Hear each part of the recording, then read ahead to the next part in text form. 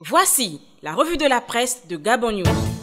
Bonjour à tous, bienvenue à la revue de la presse de la semaine du 1er au 7 mars 2021 qui débute par ce tableau sombre du centre hospitalier universitaire de Libreville que l'Union du 5 mars disait être au bord de l'asphyxie. Le CHUL semble devenir cet enfer décrit dans la Bible. Une structure hospitalière qui connaît des ruptures incessantes en oxygène, un manque d'équipements et de produits d'hygiène, la motivation du personnel est en berne. Tout ceci est le vibrant SOS lancé par le CIMEFOGA, le syndicat des médecins des fonctionnaires gabonais. Le syndicat parle de cette structure comme étant la vitrine de l'agonie du système de santé du Gabon. Insuffisance de médicaments, même le scanner est en panne.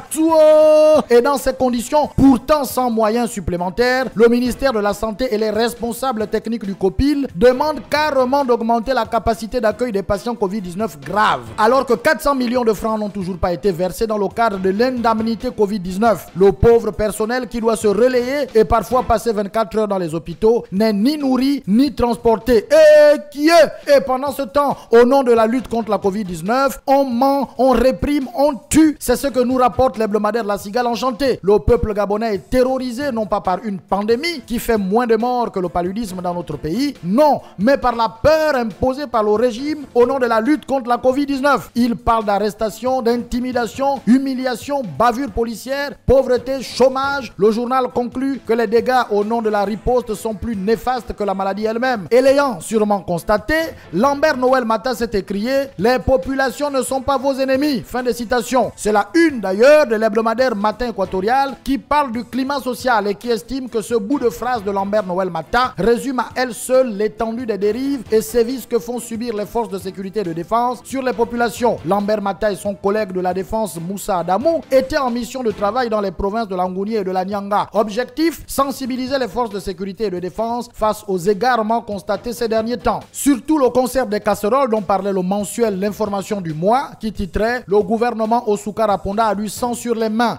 Le journal revient sur les mesures prises par le gouvernement à Rambo et qui ne font pas l'unanimité chez les opérateurs économiques, lesquels pensent que le gouvernement fait dans la provocation. Le club de tourisme de Libreville sera même le premier à le faire savoir au ministre Wani Ambouroué, des décisions qui ont amené la population à se soulever. Les forces de désordre, dit le journal, ont vite fait de confondre le peuple à du bétail. Et pour apaiser tout cela, face à un Gabon complètement bloqué, l'hebdomadaire La Loupe a parlé de l'appel des 40 pour la paix des braves. Après Ngoyo Moussavou, Dieudonné Milama Mintogo, Guy Christian Mavioga pour le compte de la majorité et Louis Gaston Maïla pour l'opposition, c'est donc au tour de 40 partis politiques de la majorité et de l'opposition de soutenir la paix des braves et le projet d'un contrat social dans une déclaration publiée dans le même journal.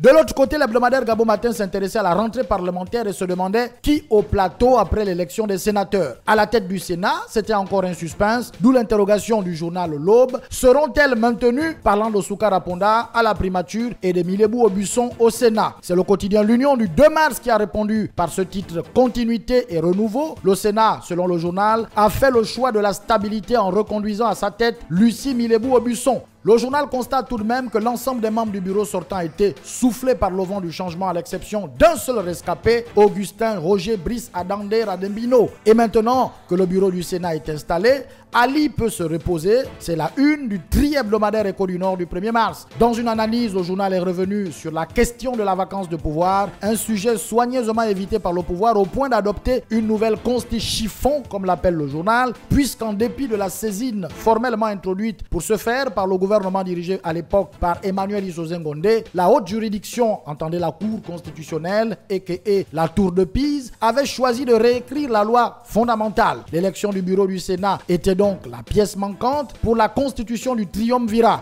Ali Bongo peut maintenant aller se reposer, estime le journal, au Maroc ou ailleurs, sans pression aucune. C'était votre revue de la presse. Nous nous retrouverons la semaine prochaine si les journaux ne sont pas censurés.